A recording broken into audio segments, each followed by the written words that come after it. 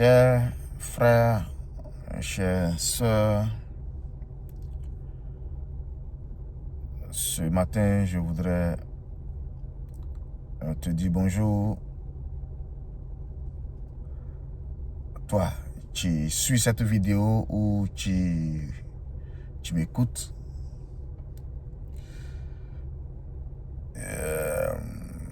L'Esprit de Dieu, l'Esprit divin, me donne ce matin de parler de l'élu.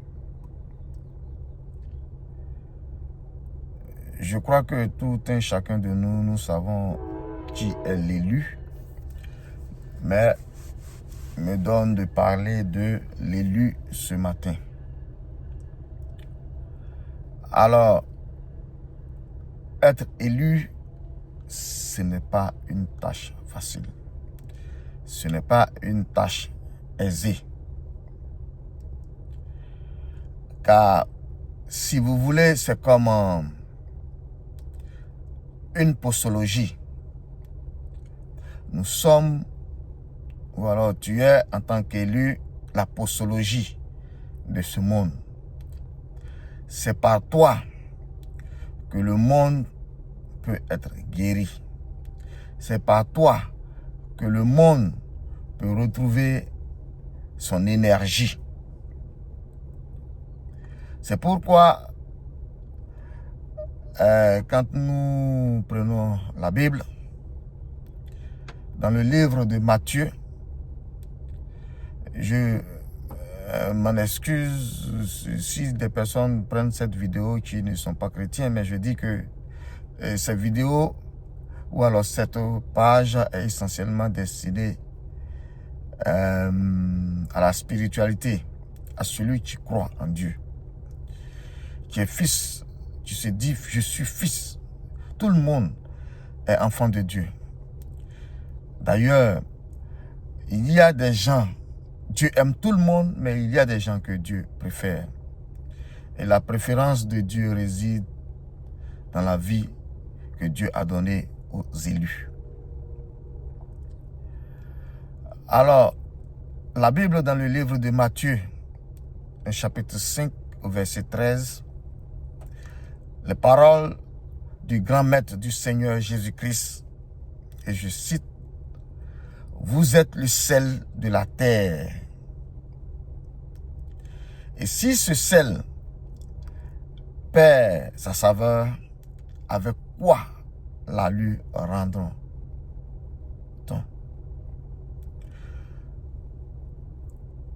Je crois bien qu'il n'y a pas de différence entre être ce sel-là et le sel que depuis les temps anciens, nos parents, nos mamans ont utilisé toujours pour la sauce. La soupe, je veux dire, pour la préparation, pour la cuisine. Alors, le sel est utilisé dans tout ce qui est cuisson. Hormis les personnes qui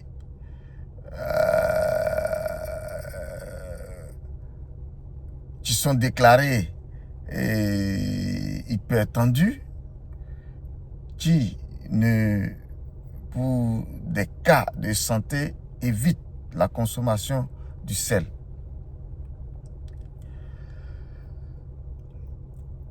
Nous sommes le sel de la terre. Ça voudrait dire que nous devons participer activement à l'évolution de ce monde. Toi, tu es un élu, tu m'écoutes. Je le dis, ce n'est pas facile. L'élu est la lumière du monde. Une lumière se voit, une lumière se sait.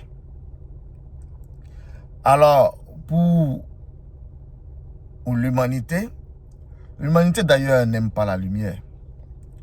Donc, quand vous êtes la lumière et que vous vivez dans ce monde, votre lumière va attirer des personnes.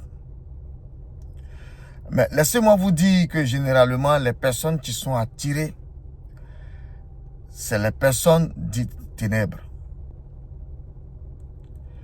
Les personnes dont l'environnement n'est pas sain. Les personnes qui n'ont pas la lumière en elles. D'aucuns diraient les mauvaises personnes.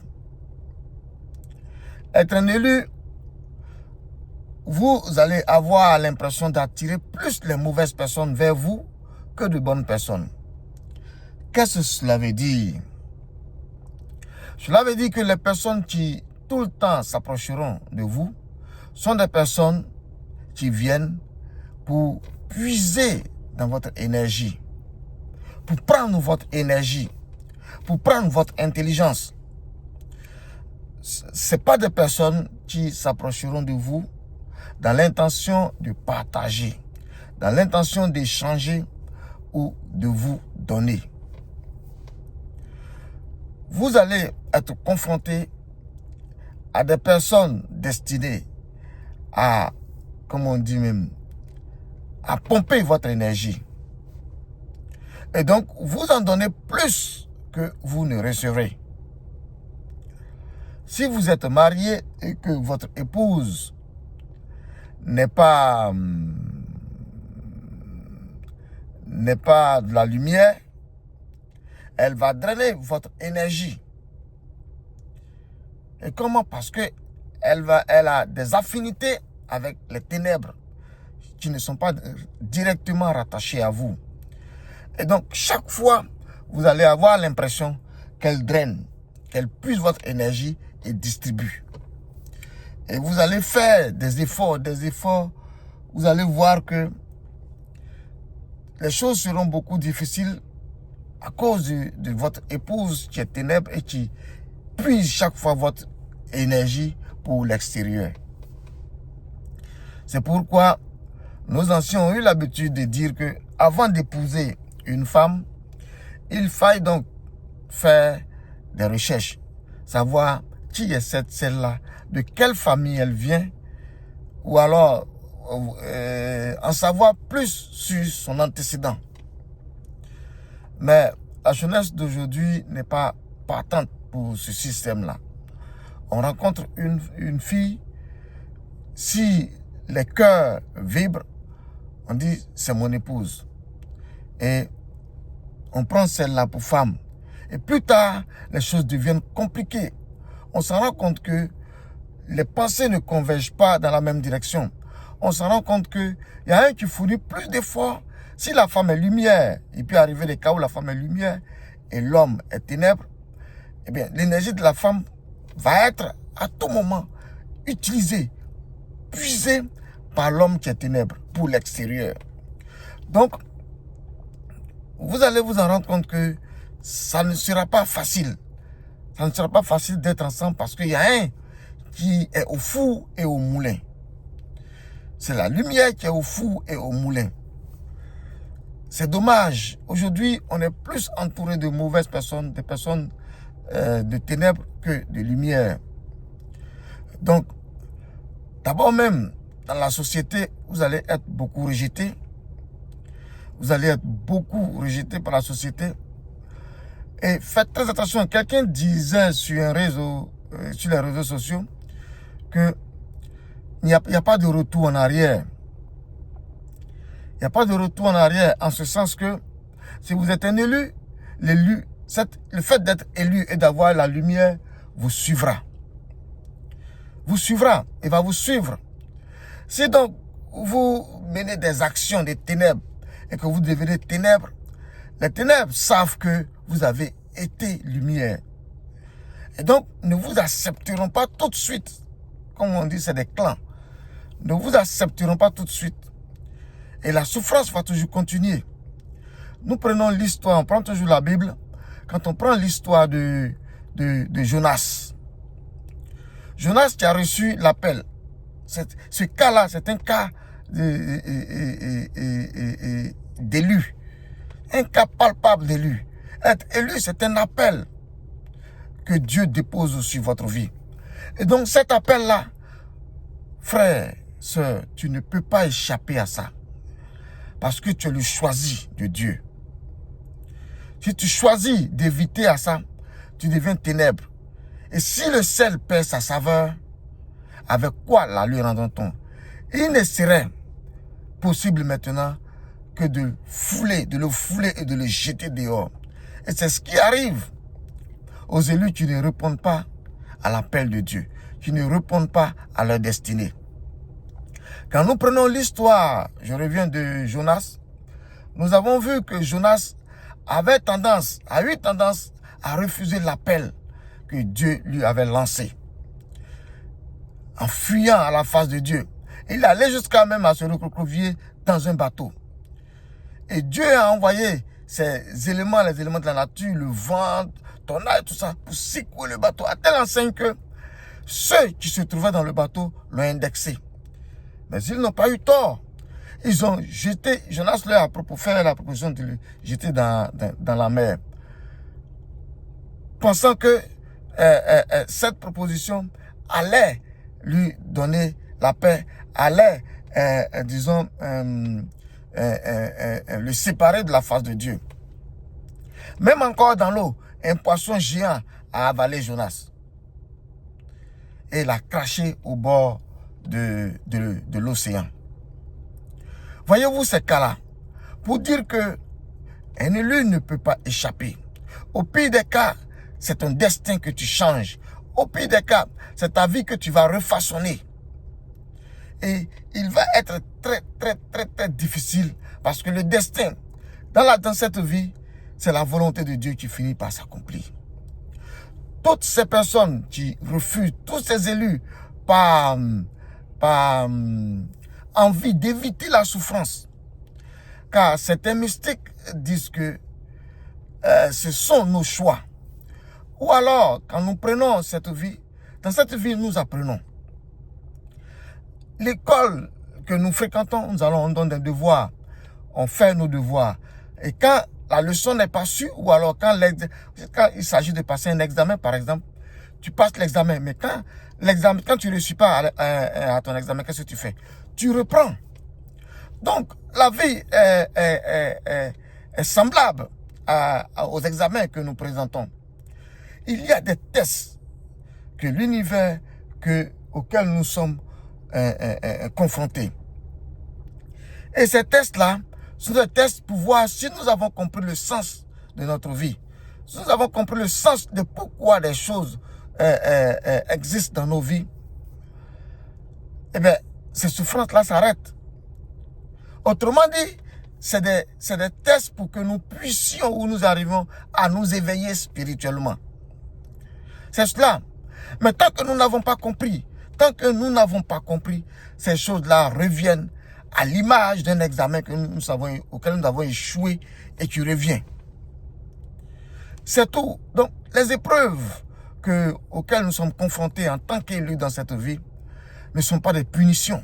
C'est des épreuves pour apprendre. Oui, ce sont des épreuves pour apprendre. Et donc, c'est pourquoi je l'ai dit une fois et je le redis encore. Dans nos églises évangéliques, dans nos églises à prière intense, c'est bon. Mais tout n'est pas que à détruire. Parce que si Dieu, dans son plan divin pour toi, tu vas te mettre à briser, peut-on briser la volonté de Dieu dans nos vies? Peut-on détruire ce que Dieu envoie pour nous enseigner? Donc, faisons un peu la différence entre les choses. Tout n'est pas que à détruire. Certaines situations nous arrivent parce que Dieu certainement veut nous éprouver et nous élever par la suite. Voilà. Tout n'est pas que à détruire. Je prends l'histoire de Joseph que tout le monde connaît dans la Bible. Ben, Joseph, ses frères ont vendu Joseph. Mais personne ne peut prédire ce que Dieu veut pour nous. Personne, même Satan. Satan, il croit qu'il y a un seul et puissant Dieu. Et même encore, il tremble. Satan ne peut pas prédire ce que Dieu veut pour nous. C'est d'ailleurs pour cette raison que quand Dieu a envoyé Jésus-Christ pour libérer son monde, Satan n'a pas pu détecter le fait que la crucifixion de Jésus-Christ allait délivrer totalement ce monde. Sinon, Jésus-Christ n'allait pas être crucifié. Mais la crucifixion de Jésus-Christ a été la volonté puissante du Dieu le Père créateur, afin que ce monde soit racheté, afin que tu sois racheté. Voilà. Donc même Satan même n'a pas compris. Personne ne peut comprendre la volonté de Dieu le Père pour nous. Ce que Dieu veut là, personne ne pourra et ne saura.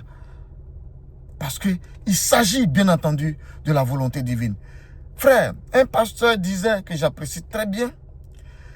Il disait, si Dieu t'explique tout, alors il perd sa dimension de Dieu. Il perd sa dimension de Dieu. C'est d'ailleurs la raison pour laquelle il est Dieu. Aucune main ne l'a fait, et pourtant il est Dieu. Je reviens sur les élus. Nous sommes le seul. Servons d'exemple. Servons d'exemple en brandissant la volonté de Dieu le Père, en brandissant Dieu. Parce que Dieu, il est le cadeau de l'humanité. Dieu est notre cadeau. Figurez-vous qu'un arbre sans la terre est impossible de vivre. Figurez-vous qu'un poisson hors de l'eau, il est mort. Figurez-vous que je prends, je ne sais plus. Mais toutes choses sont rattachées à une source. Nous, en tant qu'hommes, en l'occurrence les élus, on est rattaché à une source divine. On est rattaché à une source puissante qui est Dieu. Dieu est notre source vitale. Si nous nous déconnectons de cette source-là, du Dieu vivant, créateur du ciel et de la terre, la vie n'existe plus. C'est d'ailleurs pour cette raison que le monde est plongé dans le chaos. Trop de difficultés autour de nous. Alors que je ne crois pas que les choses soient aussi compliquées. Parce que croyez-moi en la volonté de Dieu. Dieu n'a aucun problème à enrichir quelqu'un. Dieu, le Dieu que nous servons, il est un Dieu puissant. Je leur ai dit, Dieu est le cadeau de... Dieu est notre cadeau. Dieu là, c'est notre cadeau. C'est le cadeau de l'humanité. Parce que sans Dieu, il n'allait pas d'abord avoir ce monde, tu n'allais pas exister, je ne sais pas si quelque chose allait exister. Dieu, c'est notre cadeau. C'est le cadeau de l'humanité. On doit pouvoir l'aimer, aimer Dieu tel qu'il nous aime, à être prêt à faire des sacrifices à la hauteur de son amour. Il a juste quand même envoyé son fils Jésus-Christ mourir à la croix pour que tu sois racheté, pour que je sois racheté. C'est vrai qu'être un élu, ce n'est pas facile. Vous allez subir des tribulations. Mais la parole déclare, prenez courage car j'ai vaincu ce monde. L'élu est contacté. L'élu est approché simplement parce qu'on veut lui voler l'intelligence, on veut lui voler son énergie. On veut lui prendre quelque chose. L'humanité tourne autour des élus juste pour leur prendre des choses. Je prie que nous ne baissons pas les bras. Autre chose, je demande aux élus de chercher à se connaître afin qu'une communauté d'élus naisse. Plus nous sommes ensemble, plus on va pouvoir impacter le monde. On va pouvoir impacter les choses par nos actions communes. Que ceux qui sont déjà éveillés spirituellement continuent davantage. Et je crois aussi que il ne faut pas qu'on voie l'éveil de la conscience comme une marchandise. Beaucoup sont déjà éveillés, mais tout est à vendre aujourd'hui sur cette terre. Il y en a qui ont éveillé leur conscience pour monnayer cela. C'est d'ailleurs pour cette raison que si on s'en rend compte, les paroles de Jésus-Christ, de notre Seigneur Jésus-Christ, ont été des paraboles. Pourquoi? Parce qu'il nous a été donné en tant qu'élus de pouvoir comprendre le mystère du royaume de Dieu. L'élu est éveillé consciemment, donc il comprend le langage codé de Dieu le Père. Le monde n'est pas éveillé en conscience. Mais ce qui se passe, c'est que le monde s'approche des élus qui sont éveillés en conscience. Chercher à apprendre davantage qu'est-ce que l'éveil de la conscience est mal utilisé contre nous. Aujourd'hui, beaucoup sont éveillés consciemment, mais est-ce que c'est bien utilisé? Ce n'est pas bien utilisé. Les gens l'utilisent pour autre fin. Bref, être un élu, ce n'est pas facile. Serrons les coudes, demeurons dans la présence de Dieu, afin que Dieu nous fortifie. Demeurons bénis et que la lumière soit toujours notre pensée, notre mode de vie.